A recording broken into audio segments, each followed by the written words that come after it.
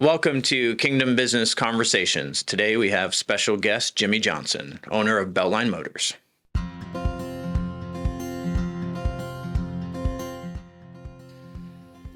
Hey, welcome to Kingdom Business Conversations. Over here to my left, good friend of mine, Jimmy Johnson. Actually met Jimmy when I first moved to Alabama. Owns Beltline Motors, Decatur, Alabama, and I used to do a 5 a.m. Tuesday morning men's group with Jimmy for a couple years. It was an awesome time. Love this guy.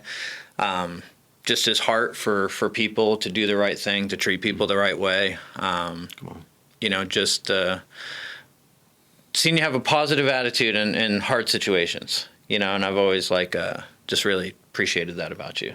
Thank you. And yeah, excited to have you here. So if you want to just share a little bit about yourself, testimony, just kind of whatever you feel in your heart, just to kind of open it up. Okay, well, I guess I'll just start out, by how I even started in business to start with. I've been a business owner on my own since 21 years old. So I actually haven't worked for anyone since I've been 21, and I'll turn 59 this year. So it's been quite a journey.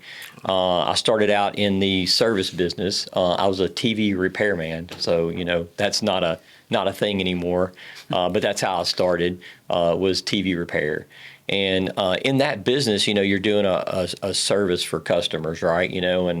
And you're really it's a big deal to help these customers and to get their TVs fixed. Especially, a lot of people back then, they really had one TV in the house, right? And it was their main TV in the house, and that's the one that would always go down. And it was a dire need to get these things repaired in a timely manner. And so I guess that I learned to really serve people in that industry before I ever got into any kind of retail sales or anything. I've been through, cell phone store businesses and car audio, and then now we're at Beltline Motors. We've been doing a car lot since 2010, and that's been a journey in itself. Yeah. So you've went through quite a few different businesses too, different kind of in the same realm of that service industry. Yeah, I mean, so the repair turned into, repair and car audio.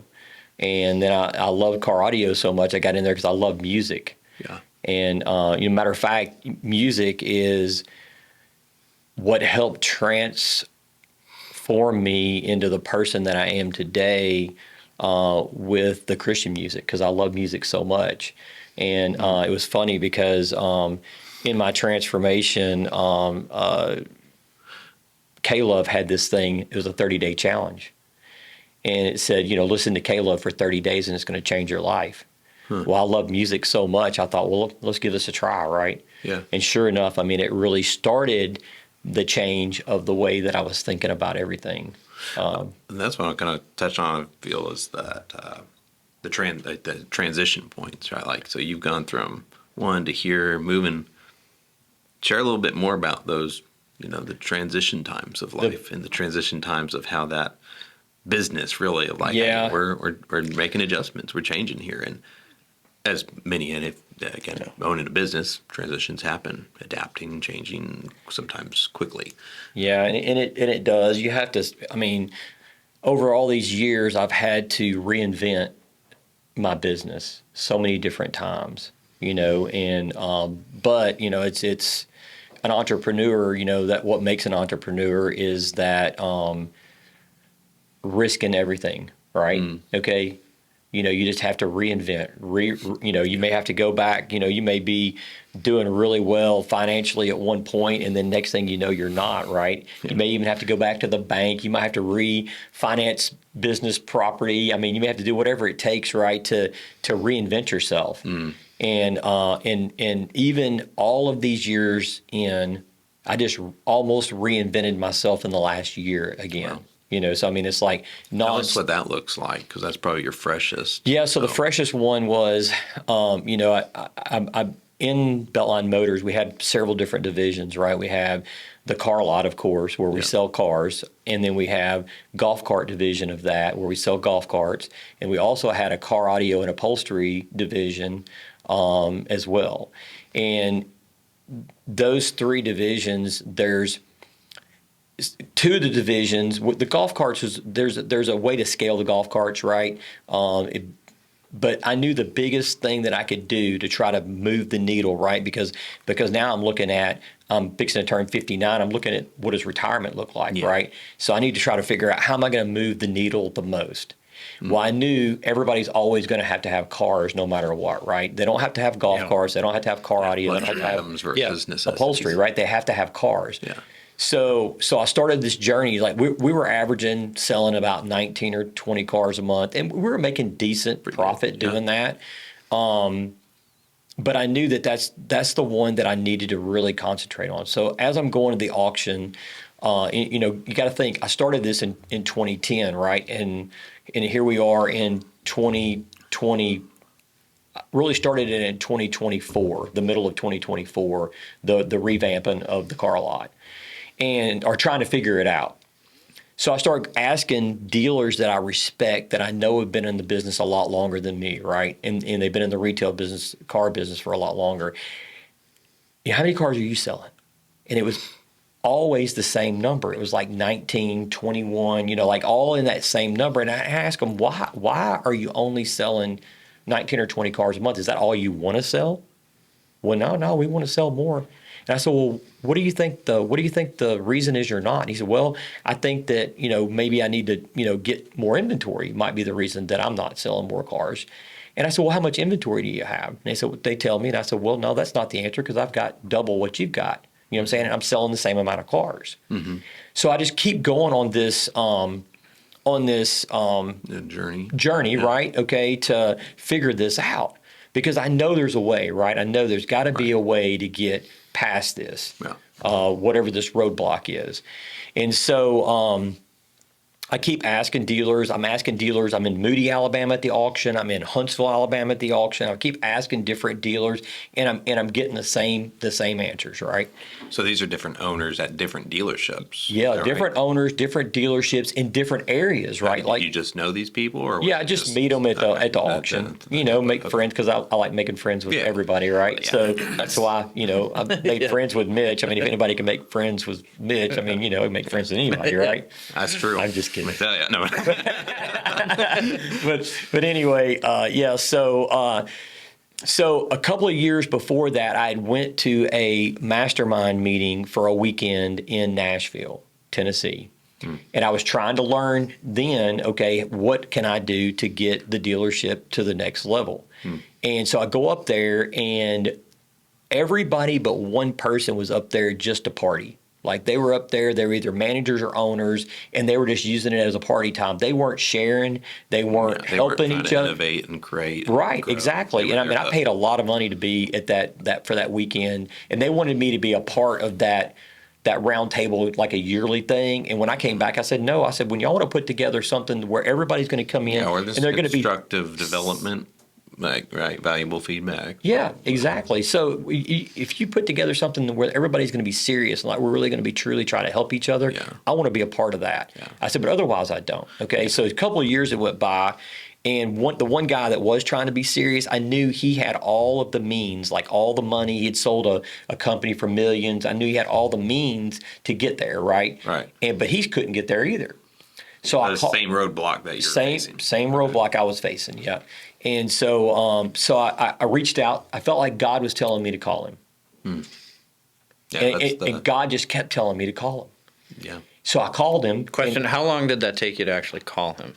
It really didn't take that long because of the fact, it might have still took me a couple of weeks, right? Okay. And it should have been immediate. That's okay. That's pretty good, though. Only 2 weeks, because I was already on this journey and I was frustrated. You know what I'm saying? Like, I'm getting the same answers, right?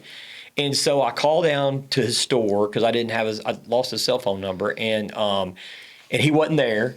And I said, well, hey, look, I'm going to leave a message for him to call me. He'll remember who I am. and I'm pretty sure he'll remember who I am. I said, but before we get off the phone, I said, he was struggling with 30 car sales a month, and he was trying to get to the next level. He was a little bit more than what I was doing, and we're selling like 70 cars a month. And I said, yeah, please have him give me a call. Mm. And sure enough, he calls me, and we start making a connection, reconnecting, and he starts telling me that he had some guy out of Mississippi that sells 100 cars a month, that had a common guy in between them, and he just got in a plane ticket and flew there just to mentor this guy out of the kindness of his heart. Okay? Didn't take no money to mentor him, nothing. Wow. And now both of these guys, I'm really connected with both of these guys. And these guys have taken us from 19 car a month to we averaged 45 cars a month last year. Wow, that's awesome. Was that, so you said within about a year? Within about 6 months, but within about 6 months of hard work and putting a lot of these things into place. To say the main, give me one word to describe these guys helped you either develop, create, or implement, or what was one word that they helped you see what you maybe weren't seeing? I mean, it's almost all of those, because we had to change everything. Wow. I had to let everybody go, basically, in this department multiple times. This is your sales or your service group? It's my sales. Well, sales and service both. Yeah. Okay, so we had to go through, because the team is one of the problems, right? The team, and getting them to buy into, hey, this is what we have to do. Yeah. So we have to get them to buy in, but we didn't have a bunch of banks, in-house banks, where we do everything in-house. So we do everything like the dealership does now. So we, from start to finish, we do it all in-house. Well, getting those banks were really hard to do. So we had to get the banks. We had to have more cars. We didn't have more cars. We had to get better cars, a better level of car, and the leads. So the guy in Mississippi that really is the one that headed this whole thing up and really knows what to do, he says everything's a math problem. Yeah, you can break it down to numerically speaking, based on X, if we do this, and then income, and then you look at, I look at it like the pie chart, and everything comes down to again, the 80-20 type concept. But so you'd say it was an alignment thing too, right? Who's aligned with the vision and getting rid of the ones that were not. That's right. Yeah. Yep. Well, and that's going to be an ongoing thing. Yeah. You're going to hire new people, and you're going to give them the vision. You're going to, give them all the tools. They'll catch it for 6 months, and then get distracted by another shiny piece in the cloud That's skies. Correct. Yeah. I'm like, all right, guys. That's part of it, right? Like transitional time seasons, pouring into people. Genuinely want to see their lives grow and get better when we come into contact with them. Yeah. I would like you to share just kind of your transformation story, though, because I know it's powerful. Yeah, I was thinking about that on the ride here, and even after I got here, so 2016 was my transformational year, personally, where really everything changed for me. Everything. And we met in, I think, 2017. Yeah, we met. Right? We met not long after that. Yeah, it wasn't too long after that. Yeah, so 2016 we went through some really hard stuff. We in April of 2016 we had an accident at our lake house, electric shock drowning accident at our lake house, and we lost our 15-year-old daughter there that day at the lake house. And I really think that even though I was brought up in church, I was Catholic, brought up. My mom drove us to church every Sunday, right? Yeah. And then when I got out of the house, moved out of the house, I didn't attend church on a regular basis, but I had started back by this time, back to church on a pretty regular basis. But when that happened, me and her were super close. I've got two other kids, and we're close too. But it seems like you always have one that's that you just that wants to do everything you want to do, right? Be by your side at all times. Yeah, similar interest, right? You guys just enjoy the same things. Yeah, that's right. And she was the one. So to think that would be able to happen, and me to be able to even sit here and talk to you guys about it, right, I would have never thought that would even be possible. But God did something the day of her life celebration that I would have never thought was possible. You know, when they pulled her from the water, I mean, I knew what the outcome was. I mean, 2 hours she'd been in the water. So, I mean, I knew. So I didn't even go down at that point, you know. And I was wondering, you know, when I saw her, you know, in the casket, you know, how would I feel? You know what I'm saying? Like, would I even want to go on? Like, would I, you know, how would I feel? Because a lot of people, I think, can't even imagine it, right? Yeah. Still not many people who don't go up to the casket just as a right. But I knew I had to. I wanted to see her one last time, you know, and so, you know, as I'm walking down the aisle, walking towards her, like oh man, it was just started getting overwhelmed. I was starting to get overwhelmed as I'm walking down. I'm getting closer and closer, and right as I get down there, God just brings that peace over me that He knew I needed right then and right there. I mean, it was just unbelievable.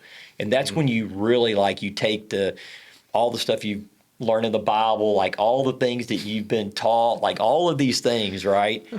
And then, like, oh my gosh, He's real. He's so real. He's so real. Yeah. You know, because there's no way that I'm going to have this peace, you know, without Him. Yeah. And it's definitely that it wasn't just that day. It's been from that day forward that He's given me that peace. Yeah. So fast forward. So, you know, give a little bit of history. Me and my wife, I mean, we were married for 6 years. We got married in 1998. We were married for 6 years. We got divorced after 6 years because of the fact that we didn't put God first in anything we did. And if we would have put God first back then, we would have never got divorced. So we were divorced for 11-year period. And we just had gotten back together about a year before this accident happened. Of course, our daughter was on cloud 9. You know, her parents are back together, right? So it was pretty incredible year for her there at the end. So we remarried in 2016. Now, I had been plagued my whole life with a generational curse, and it was alcoholism. My granddad, my dad, and myself, and here at that point I'm 49, right? And I'm still drinking, over drinking, almost every single weekend. I'm over drinking. You know, even though I was following God, and you know, I still was over drinking every single weekend.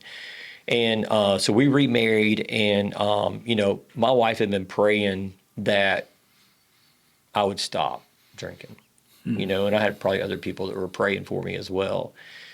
And in my last time, October the 8th, 2016, I would overindulge again, and I would wake up the next morning, I'm hungover and feeling like crap, but all I could think about was how ashamed God must have been of me. Now, I know God don't think like that, right? But that's how I felt. Felt you know what I'm in the saying? moment, but it's realigning your thoughts with God's thoughts. But the feelings in the moment sometimes aren't true. Yeah. So all I really wanted to do was go to church. It was Sunday morning, but I'd planned on going and pulling my boat out for the season, and I had a buddy that was going to help me pull my boat out. So I thought, well, I got to go down and get this boat out because it's October. You know, I got to get it out and get it winterized. And so I decided to pull up church online. And now I'm going to Smith Lake from Decatur, and we're going back road. So I knew I was going to lose the church service, you know, a little ways down the road, but I wanted to see what's God want me to go to church for. Yeah. And so I pull it up, and the service had already started, and the pastor's bringing people up on stage, and one of them is his 17-year-old son. He's like, "How are you living? Like, are you living with the Holy Spirit leading your life, or are you living like a reckless 17-year-old kid?" And like, what had I done the night before, right? Okay, I'm getting this, God, right? Yeah. Okay, I get what you're laying down. Yeah. And next thing you know, I'm at the lake. I didn't lose no service whatsoever. And it's impossible without God for me to see that whole church service. Yeah. So I get down there, and I get out of my boat, and I go take my boat around where my buddy's going to come by land and with my trailer and pull me out. Well, I get around there, and I feel God just telling me to worship Him. So I put on Hillsong Oceans. and I start worshiping to Hillsong Oceans. And next thing you know, the wind starts blowing harder and harder and harder. Next thing you know, it's whitecap, because I'm still questioning it, right? I'm like, God, are you really wanting me to stop drinking? Like, Really? what Is this really you? You know, did you really make it possible for me to see this church service when it was really impossible? And like I said, he was whitecapping out there before it was all over with. So I said, okay, God, I give it all to you. From that day forward, I never thought the same again, if that makes sense. You know what I'm saying? Like, everything changed. Yeah. And 2 weeks later, I would get an email that was titled Hillsong, and I almost deleted it. And I opened it up like a day or so later, and it was an invitation to go to Israel with the Hillsong group and the pastors of Hillsong. That's cool. So 7 months later, after this experience out on Smith Lake, I would be out on the Sea of Galilee with them singing the same song on the Sea of Galilee to us. Which, if you pull up the YouTube video, you can see Jimmy down front with the pink shirt, by the way. Oh, yeah. Oh, so you're on the Yeah. YouTube video. Yeah, I remember watching it one time and being like, I Guys, texted I Jimmy, probably I'm like, watched you on video. Well, they, I'm like, so- hey, dude, is that you? I was like, that looks Is it like you. TVN? Is that right? Yeah. The Christian. CBN, the Christian Broadcast. Yeah, the Network, Christian. yeah. Yeah. So they were there. They were there videoing the whole entire week that we were there in Israel. So it was an amazing experience, you know. So That's inspiring, honestly. Like, I look at it and, to be honest, cannot fathom the idea of losing my only son right now. We want more children, and then in the face of everything, how you just went to God, and then how God just met you with his love. yeah, it was You really know, amazing. it's like that.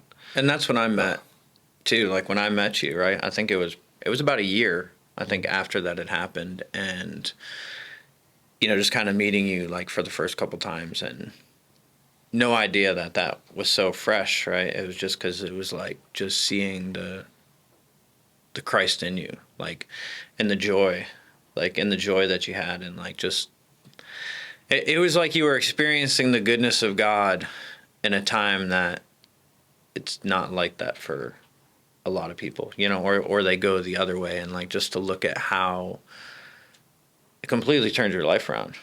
Oh, yeah. From just, like, not drinking, and it led to the not partying, and it led to, you know, just even it's like that the Tuesday morning, you know, 5 a.m. group, which was a huge impact for me, because it was like at a place, like, you understand, I moved to, I didn't know anybody, right?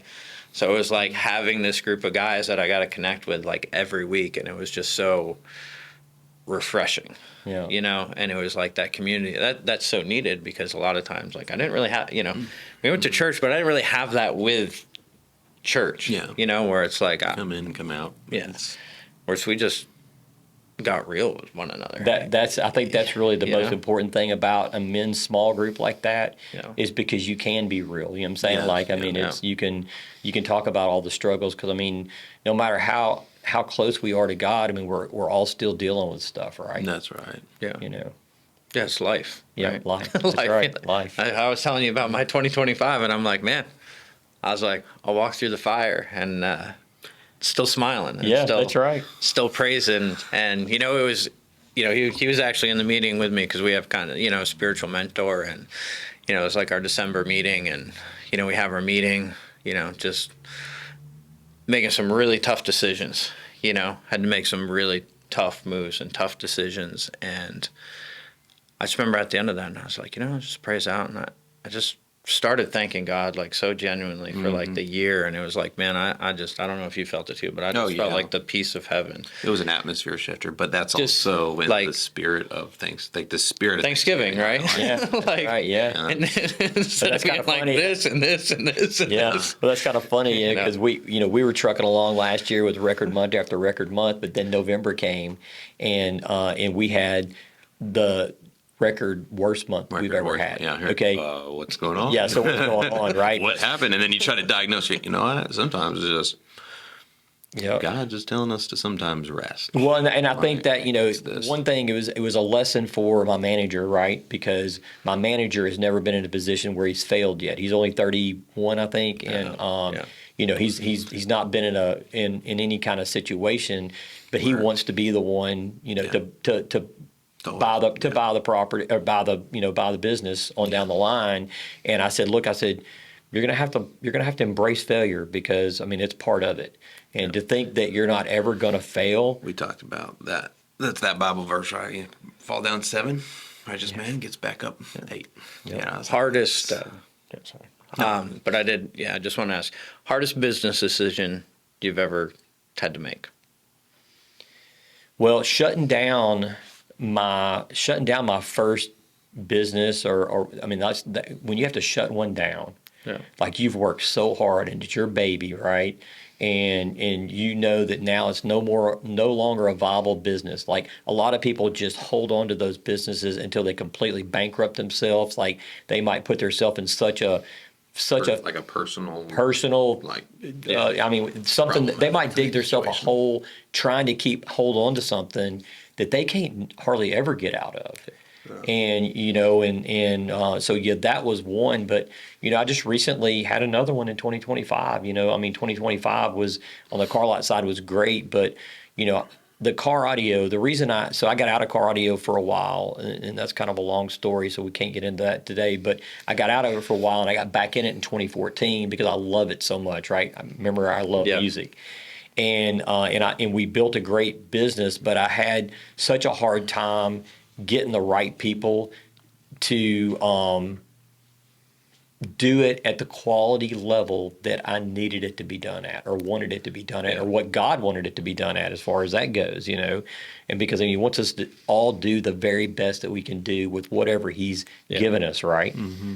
And stewardship. And I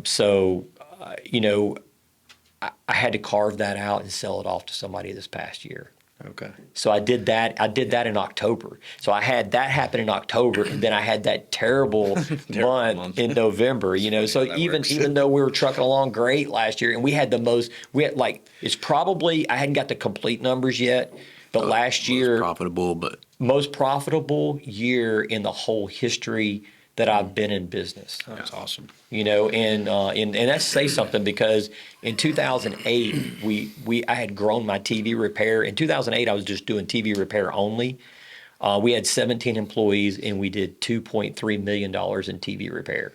We were repairing 200 TVs a week. Wow. A week. So we put together. God had helped me put together. That's all a operational. Team. Like it was that's got to be like you find little. Yeah. All right, we're gonna hear this. Like, all right, that's So, operationally speaking, that's hard, because I didn't do anything wrong, and that business went away. Right? Yeah. I didn't make any wrong moves, but I did know enough about previous things about holding on to stuff too long and holding on to this. I started downsizing as the money started downsizing. Well, then I started trying to figure out, because that was in 2008. Well, in 2010 I opened the car lot, trying to subsidize what I knew I was going to lose in the TV repair. So if you've got something that you're doing really great in, and you can see maybe it's got some kind of a timeline to it, and the timeline was way shorter than I thought it was going to be with the repair. It started declining pretty rapidly after that year. On that note, you're talking about analytics and seeing the data so you can make a new decision, right? You're like, hey, here it is. This is doing well. This is not doing well. This is doing well. So you got pretty granular with a lot of these things too. If you look at, okay, here's all of it's under our umbrella, but here's these different offerings that we have as a company. What's doing well? What do we need to remove? Because if we're spending time on this one that's not doing well, but we're spending 50%, half of our time focused in on it, talking about it, we're just wasting time, energy, input, thought process, all these things, instead of focusing on our three core offerings that are growing. Yeah. So last year I was struggling because again, I'm emotionally attached to the car audio, right? Okay, so that's what was making it hard for me to get rid of. Yeah. I'm in a couple of masterminds and they're all saying, yeah, this is the move you need to make and all that. Well, then somebody introduced a book to me called The Science of Scaling. Yeah. And if you hadn't read that book, you need to read that book, read that one. because it really just nailed down exactly what you just said. We got to trim off stuff like, just like anything, trimming the tree so something else can grow, right? And so we were starting to have a parking issue with customers and employees and all that, and that portion of the business was stressing me more than any other portion, because we just couldn't do it at the level I felt like we needed to do it at. Yeah. And so the money, it was still making some money. That division was making some money, but it wasn't like extreme money that it was making. So it was definitely the one to go. There's a time suck similar to the book, Essential, because really coming into the end of this year, like really God's just been like, you can do more with less. Mm-hmm. And then my buddy, James Rogers, he's like, hey, do you want to do this like 5-week Monday morning like book club? And I'm like, yeah, man, like awesome. It's for business owners, And he's like, okay, here's the book. And I kid you not, it's in the first chapter of the book. It's like, can do more with less. And I'm just like, okay, God, like this is like giving me the practicals to how to do that. Yeah. And it's led to some very hard decisions, some letting people go, some parting ways with some people, and just fine-tuning things, regardless if, everybody agrees, but knowing like, hey, making the right decisions, and the emotional attachment makes it hard, just yesterday, I mean, I let go of some of it. I just love the guy, gave his best, but it just wasn't working, and it sucked. Because I'm like, dude, I love you, and I know you've tried your hardest, but at the end of the day, like, I can't carry somebody through. We're still a new business. Right. We just launched in October of 2024, so I mean, we're not even 2 years in yet, and I think we've just learned a lot. So what would you say is the, just as us being new business, what's the one? So we don't have much time left, but just one piece of advice you give to us. One of the things, what you just said, hold on to people too long. That's been one of my downfalls, is because I think I can fix people, or I can do some things that I just can't do, right? Yeah. And it's just impossible. And so the quicker you get that get your head wrapped around that. I mean, almost every single time when I've let somebody go, they found something better for themselves, right? But they won't do it. A lot of times they won't do it because they're scared. They don't like change. They don't want you, especially if they've been with you for a while, right? And then, when I say almost every time, I'm going to say 99% of the time, they found something better for them. I still have a great relationship with them. I wanted to tell real quick the hardest one. You're talking about that one being hard. I mean, I had to let my son go. Yeah, I remember that. 7 years. He'd been working with me for 7 years, 2 grandkids. And, my thoughts is he's not going to talk to me. You know what I'm saying? Like, I did it after Christmas 3 years ago, I think now. And my thought process there is I got a whole year to hopefully get back in his good graces, right? So I'm not doing Christmas without the grandkids, right? I mean, that's what my thought process was. But again, also get in a group of like-minded business people that will help hold you accountable, right? I had some people holding me accountable to do that, or I would have never had the strength to do it.